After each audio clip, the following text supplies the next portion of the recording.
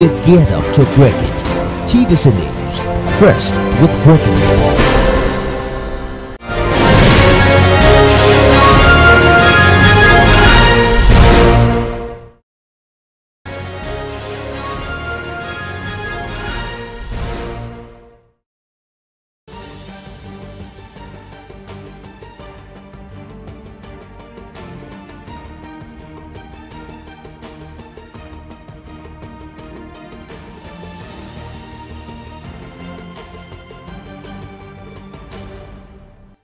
Different regional caucuses in the National Assembly endorsed President Tinubu for a second term in office. It's been a busy time in the corner of the APC at the National Assembly as different groups endorse President Tinubu ahead of 2027 election. This is the Hallowed Chambers on TVC News. I am Tijesu Adiri. The President of the Senate and the Speaker of the House of Representatives led other principal officers of the National Assembly to endorse President Bola Tinubu for a second term in office and also adopt him as a sole candidate of the party. This endorsement was at the National Summit of the All Progressives Congress held at the Presidential Villa in Abuja. Because you have done a difficult job well, that it is time for us to reward you by sending you back to the presidency for a second term in office.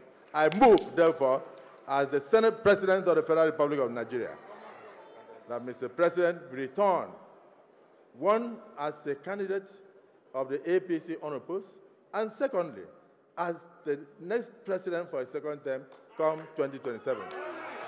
I so move. Listen to that voice. That's the voice of the Senate President. I so move.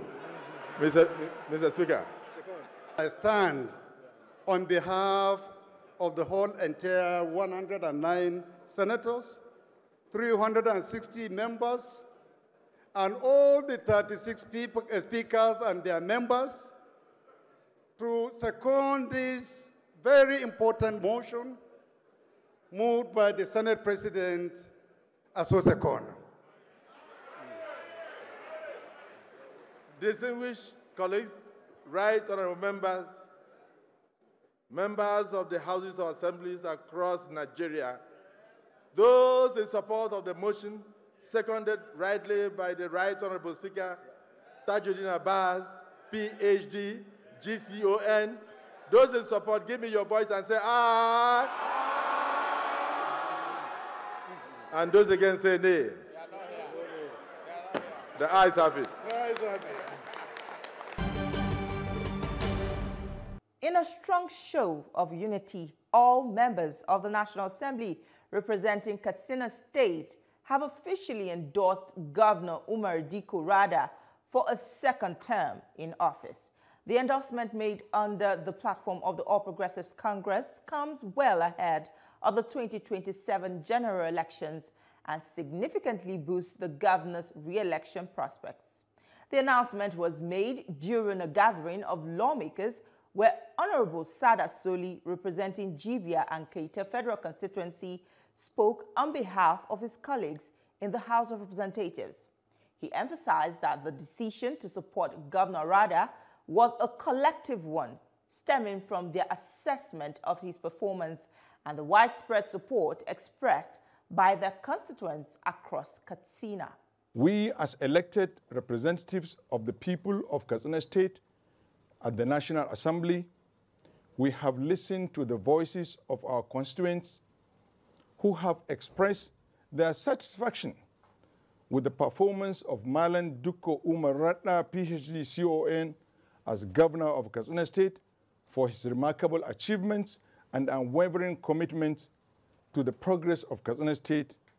We, the elected representatives in the National Assembly from Katsina State, hereby align with our constituents to declare our full support for the re-election of Malam Dikko Umar Rada as the sole candidate under the platform of our great party, the APC.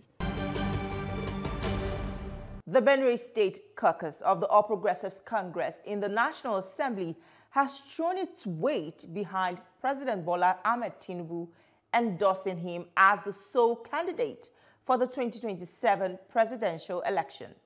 Speaking at a press conference in the National Assembly, the lawmakers, led by Senator Titus Zam, praised the president's transformational leadership and cited key federal interventions in Benue State as justification for the endorsement. This includes major road infrastructure projects, the establishment of the North Central Development Commission, increased investment in health institutions, and the construction of affordable housing under the Renewed Hope agenda. They also pointed to the 44 billion naira allocated to Benue State through post-subsidy removal funds, infrastructure funding, and subnational intervention programs as a demonstration of federal support. And unequivocally endorse His Excellency President Bola Ahmed Tinubu for a second term in office as the President and Commander-in-Chief of the Federal Republic of Nigeria. Our endorsement is rooted in a comprehensive assessment of President Tinubu's transformative leadership, his unwavering commitment to national development, and the tangible achievements recorded under his administration since May 29, 2023. The House of Representatives Committee on Petroleum Resources Upstream and the Special Committee on Crude Oil Theft have resolved to jointly introduce 5 bills aimed at addressing key challenges affecting Nigeria's oil industry. The chairman of the two committees, Alhassan Dogwa, made this known at a joint meeting in Abuja. He said the proposed bills are part of a legislative intervention to support national efforts in securing oil and gas assets and curbing crude oil theft. One of the bills seeks to establish a national commission that will be empowered to prevent and prosecute pipeline vandalism and other oil sector-related crimes. Mr. Dogwa says the bills are not individual efforts, but represent member collective commitment to addressing the challenges in the sector. The committee covers issues to do with the live wire of the economy of this country. Vandalizations of oil assets, national assets in the oil and producing areas of our country is one critical problem that has always continuously affected even our budgetary projections. And part of the reasons why we have taken this mandate so seriously is that the fact that even the government itself, the president has persistently been so worried and concerned about attacks and insecurity issues around the oil-producing states and areas of our country. Thank you for staying with the Hallowed Chambers. My guest today is an honorable member of the House of Representatives. His name is Honorable Sada Soli, and he represents Jibia Keita Federal Constituency of Katsina State. It's good to have you, Honorable, in our studio. Thank you for having me. Thank you for joining us. Well, let's jump straight into it. APC lawmakers have endorsed President Tinubu as their sole candidate for 2027. How big of a deal is this politically, and does this mean that he has the support of voters all around? Oh, absolutely. He couldn't have been the president of the Federal Republic of Nigeria if he has no support of the voters. So this endorsement is a testimony that the APC government is still with the people, is still with the Nigerian people. And it is only natural. The trajectory of the current political climate, comes with endorsement of candidates that we feel that they can stand the test of time, and candidates that have proven that they can provide leadership, they can take decision when it is necessary to take a decision, and that is a demonstration of a leadership. And you cannot afford to lose such quality of leadership when the country requires leaders that can take tough decision at tough time, so that the country can move towards a greater position. Well, isn't it possible that this is just a show of loyalty within the party rather than a reflection of public support? There is no politics without loyalty. There is no party politics without loyalty. Demonstration of loyalty in party politics is a testimony that the party is moving, the party is cohesive, the party is towards providing leadership for a country that it governs. Well, in 2023, if we cast our mind back, President Tinubu didn't win some of the key states in the northwest states like Katsina, your state, Kaduna and Kano. What's likely to change this time around, and will these states come in handy to help him secure enough votes? I think it's a wrong narrative for anybody to say that Tinubu did not win Katsina. With 500 and something thousand votes, well, a whole region of a country gave him less than 100-something thousand. So I don't think that narrative is not a correct narrative. We have won, we have gotten more than over 25% of the state. And cumulatively, if you put that state, it's over a region, what a region has given President Tinubu. So I think we're home and dry. But some people would argue that it's the party endorsing President Tinubu this early is them shutting the door against intending and qualified candidates. Don't you think this should also be looked at? I don't think we're shutting the door, but it is a testimony that we're comfortable, we're okay with his leadership, and the party is confident that he will deliver. All right, let's bring it home to Katsina State, where the APC lawmakers have also endorsed Governor Dikko Rada for a second term. Yeah. Would you say his performance so far also justifies this kind of endorsement? Oh, absolutely. Absolutely. Anybody that follows the history and the current happenings of Malam Dikko Umar Rada, the governor of Katsina State, I think he has proven, he has provided a proven purposeful leadership. If you see his relationship with his predecessors, and then if you gauge the politics, the political climate in Katsina State, if you put the entire Northwest, Katsina is the most stable politically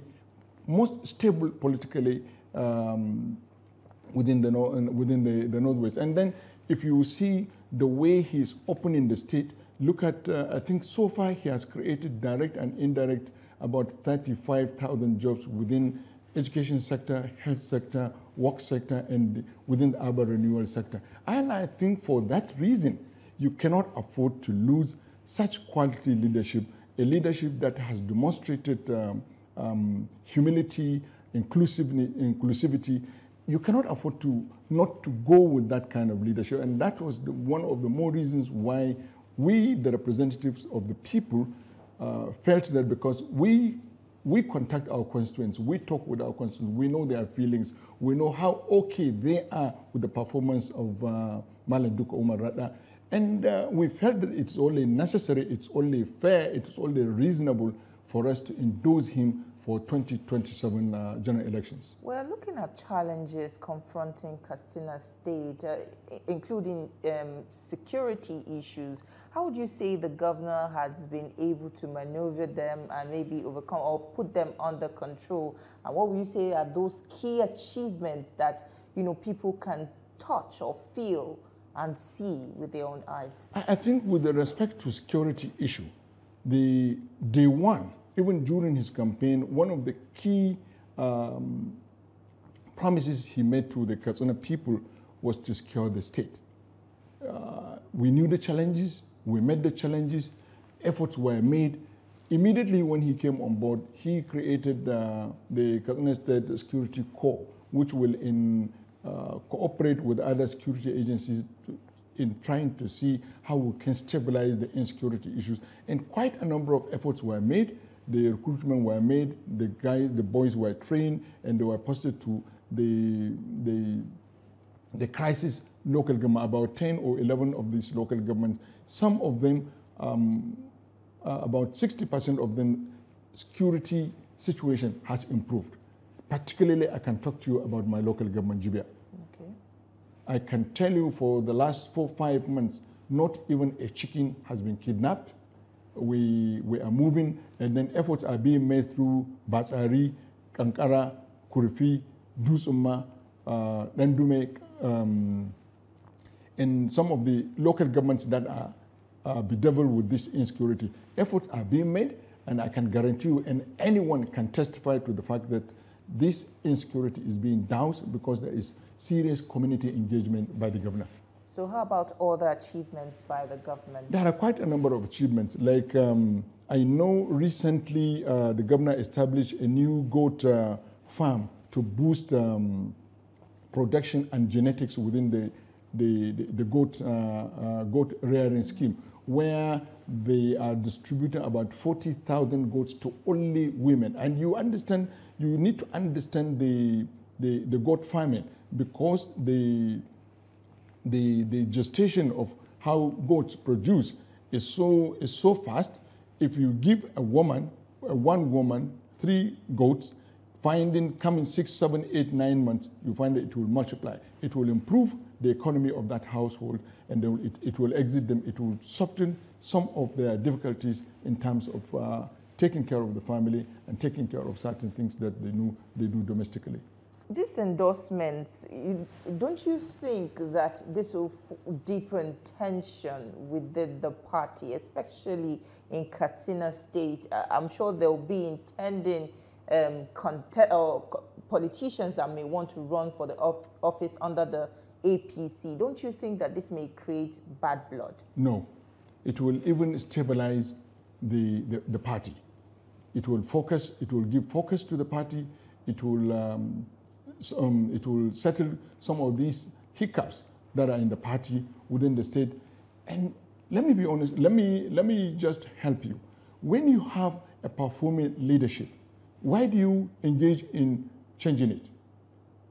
You need stability, you need continuity, you need progress, you need consolidation. When all these things are absent, then what is the purpose of leadership? Just to change someone who has demonstrated that he can do it, who has demonstrated that he can provide leadership, who has demonstrated that he can remove people out of poverty. Mark you, only 2 years. 2 years created about 35,000 direct and indirect jobs by using the Smaden platform. Remember, he has an experience. He was the Director General of Smaden. And then he is bringing that kind of platform in Katsina State that will exit a number of households out of poverty. How do you change such kind of leadership? Where do you start? To start anew? Is that how we are going to provide leadership in this country? So what do you say about people who say governance is a continuum? You don't believe that other people have the capability of also continuing from where he stopped? Yeah, after 8 years.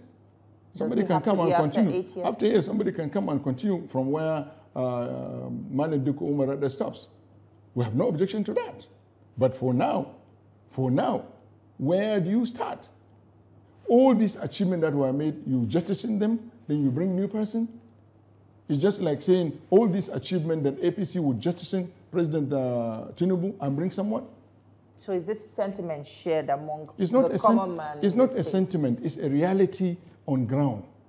I told you every political climate has its own dynamics. The dynamics of this political climate is getting people that we feel that they have proven their leadership, they have proven that they can provide leadership, they have proven that they can take decisions when decisions should be taken.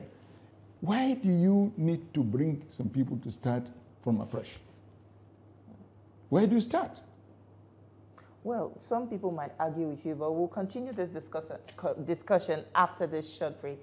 Don't go anywhere. We'll still have more for you on the program. Stay with us. We'll be right back. The players, the drama, chess piece moves. Be kept informed. Watch analysis of major happenings in the political space and how it affects you. Watch Politics on Sunday. We're glad to have you back. You're still watching the Hallowed Chambers, and we still have with us in the studio Honorable Sada Soli. Now, I would like to ask you, do you think the party has room for internal democracy, or is it just about endorsements? Where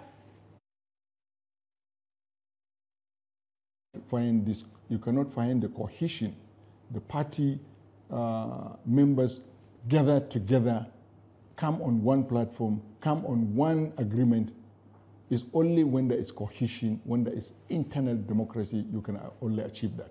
for the party even to agree to sit down in one room and take a collective decision is a testimony that there is cohesion, there is collectivity of ideas and acceptance of tangible opinion that this is the way forward. I would like to know how exactly the Katsina APC caucus arrived at the decision to back Governor Rada. What were the criteria to judge, his achievements to earn him that support? The criterion, one, proven leadership, community engagement, his efforts to secure the state security-wise,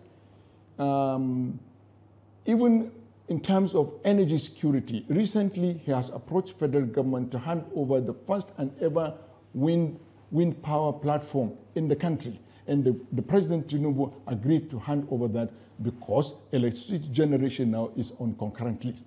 Let's Katsina State try that so that we can also move forward. Remember, and he's making efforts with the proximity of Katsina State to Kano. Kano is a commercial center. Katsina is known to be a civil service state. He is moving Katsina State from civil service state to a commercial hub, taking advantage of Kano State and taking advantage of the rail line that is coming from Dutse, coming to Daura, coming to Katsina, then going to Jibia, then going to Niger Republic in Maradi.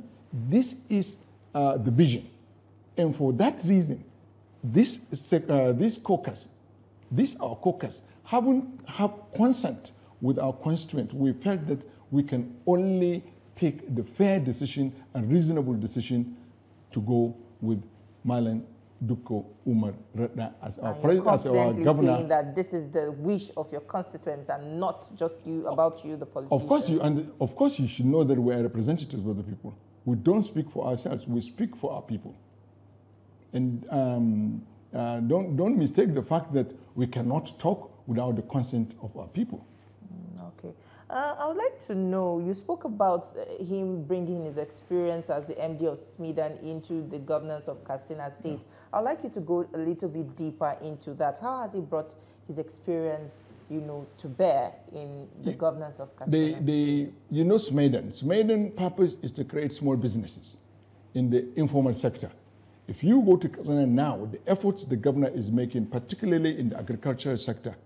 Now, recently, the President commissioned agriculture mechanized sector platform where our agriculture will be moved from just subsistence farming to an enterprise that will cash on the advantage that we have near us in Kano. We have the largest grain market in West Africa. That's in Dawano.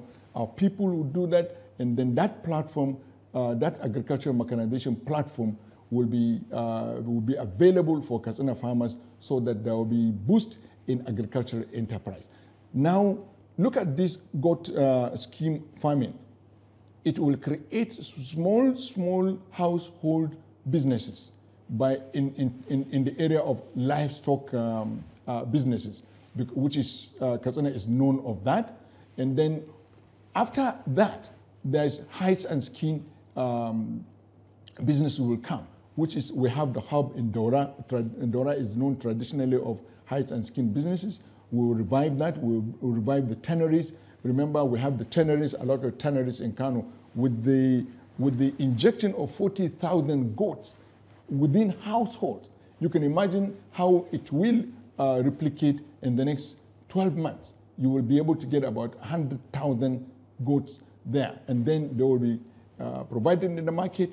We will have, he is working on establishing a platform, and there is one village, it's called Ladanawa. They will establish the modern slaughtering house there, where the meat will be processed, the hides and skin will be processed, and then will be exported. Let's come down to your representation of the people of Katsina State. How would you say they have felt your impact so far? Since we are assessing achievements, have you gotten any endorsement, for your return to the House of Representatives, or do you have other plans? We're yet to get there. We have we deal first with the leadership. The leadership will drive us there. we do not jump the gun in most of our decisions. We follow the leadership trends. And the efforts in the House, the legislative efforts of members of the Katsina State in the National Assembly is well proven. You can check. We have in the Senate, all our senators are committee chairmen, big committees. We have about 7 members of the House that are holding big committee chairmen, Army, Water Resources, Interior. They are big time committees and works. And we have about 5 deputy chairmen. So Katsina State is well recognized in both the chambers of the National Assembly because we have proven that we can provide leadership. I'm surprised to hear that you say that the decision is for the leadership. I thought the power rests in the hands of your constituents. Your constituents are the ones to assess your performance so far and see if you're going to return to represent them. So are you saying that you don't have the trust of your constituents? Of course we do, absolutely. Okay. Our effort, our action is a testimony that we have trust from our constituents. Otherwise, we cannot behave the way we did. So I just asked you, how have your constituents felt your impact so far? I think it get time to visit Katsina. In all our 15 constituencies and the 3 senatorial districts, our members are tremendously providing leadership, providing representation, providing coming up with good legislation, and at the same time providing oversight. And these are the 3 key principles of members of the National Assembly. And I think all of these things, you cannot find one member of the National Assembly from Katsina State wanting in the area of lawmaking, in the area of representation, and in the area of oversight. And above that, by the roadside, we do a lot of other things. We engage in educational issues, engage in health issues that will at least uplift the life and the condition of our people. All right, just before I let you go, I would like us to touch on the leadership of the Speaker of the House of Representatives, Honorable Tajuddin Abbas. How would you assess his leadership so far in the last year? I think his leadership so far is very good. He is calm, humane, and very inclusive. And this is someone who listens. That's our package for you this week. You can see a repeat of the program on Sunday at 7 a.m. You can also follow us on all our social media handles to get the latest news and updates. That's it from us. Thank you for watching. I am Tijesu Adeoye. See you next time.